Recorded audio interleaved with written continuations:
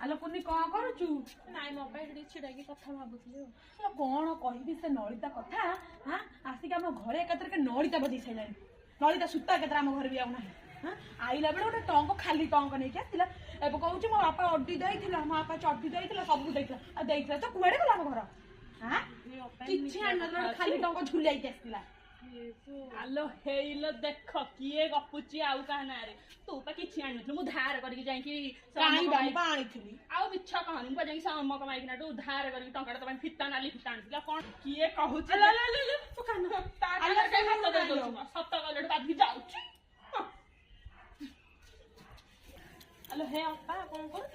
ଏଇ ଗଛ ଟିକେ ସଫା କରୁଥିଲି। ଆଉ କଣ କହ? ଆଉ ଜାଣିଲ ସେ ଯୋଉ ପ୍ରେମୀ ଅପା ନା, ମୁଁ ତାକୁ ଭଉଣୀ ଭଳିଆ ଭାବୁଥିଲି। ସିଏ ଦେଖିଲା ମୋ ପଛଆଡେ ଛୁରୀ ମାରୁଛି। ମୋ ବାପା କେତେ ଧନ ସମ୍ପତ୍ତି କେତେ କଣ ଦେଇଥିଲା ମୋ ପାଇଁ। ସେ ମାଇକିନା ସବୁ ତାକୁ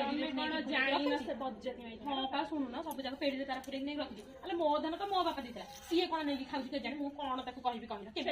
ଭାରି ମୁହଁ ଆଲୋ କିଏ କହୁଛି ଦେଖ କଇଁଚ କାଢିଛି ବେକ। ଆଲୋ ତୋର ପୁଣି ଏମିତିଆ ଗୁଣ ଥିଲା। ମୁଁ କହୁଛି ନୂଆ ନୂଆ କିଛି କହୁନି। ତମେ କଣ ମତେ ମୂର୍ଖ ଭାବିଲ?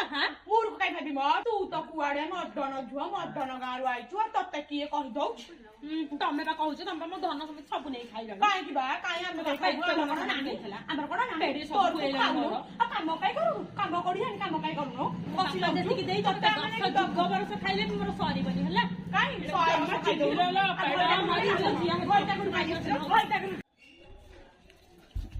ଆଲୋ ଅପା ଖାଇଥିଲା ଆଲୋ କଣ ଖାଇବୁ? ସେ ମାଇକିନା ତ ଏମିତି ହଉଛି। ଆଲୋ ଆମେ ତ ଆଇଲା ବେଳେ ଆମ ସେ ଯୋଉ କୁନି, ହଁ ସେଇ କୁନି ମାଇକିନା କଥା କାଇଁ କହୁଛ? ଆଲୋ ନୂଆ ନୂଆ ଆମେ ଆଇଲା ବେଳେ ଆମେ ତ ଜାଗ ଜଗୁଆଳ ଜଗି ଜାଗିକି ଦେଢଶୁର ଭାଇ ସମସ୍ତେ ଯୋଉ ଅଛନ୍ତି ତାକୁ ଚଳୁଛନ୍ତି, କିନ୍ତୁ କାହାକୁ ମାନୁନାହିଁ। ଏଠି ତ ବଢିଆ ମନରେ ଗପ ଚାଲିଛି। ମୋ ଆଗରେ ଗୋଟେ ରୂପ ଦେଖଉଛ, ମୋ ପଛ ଆଡେ ତମର ଏମିତି ସଲା ସୁତରା ବାହାରୁଛି। ଏମିତି ତମର ସମ୍ପର୍କ କାଟିଦେଲେ ରକ୍ତ ତ ଝରି ପଡିବ। ଝଡି ପଡୁଛି ରକ୍ତ ଆମର ବି ସେଇ ରକ୍ତ। ଆଲୋ ତୋର ଏଡେ ମୁହଁ, ତୁ ସାନଟା ହବନୁ, କାହାରିକୁ ମାନୁନ। ଏବେ ଆସିକି ଆମ ଆଗରେ ମୁହଁ ଦେଖଉଛୁ।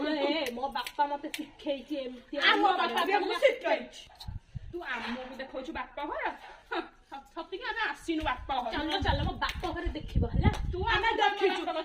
ଆଲୋ ଦେଖ ଖୁଣ୍ଟି ଆଳୁ ଘରୁ ଆସି ଏଠି ଖାଲି ହାଁ ହାଁ ହଉଛି। ହଁ ପା ଦେଖିନଥିଲା ତ, ଏଠି ଦେଖିଲାଠୁ ଏମିତି ମୁହଁ କାଢୁଛି। ଯା ଯା, ତମ ଦି ଜଣ କଥା ମୁଁ କେତେ ଦେଖିଛି। ଏମିତି ଅନୁଯାୟୀ ଖାଇଦବା ଆମକୁ। ଖାଲି ହାଁ ହାଁ ପା ହଉଛି।